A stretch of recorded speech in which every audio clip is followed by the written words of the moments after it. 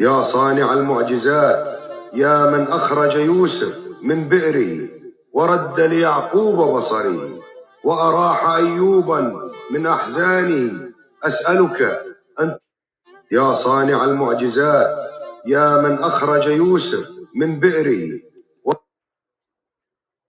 قل لن يصيبنا إلا ما كتب الله لنا هو مولانا وعلى الله فليتوكل المؤمنون.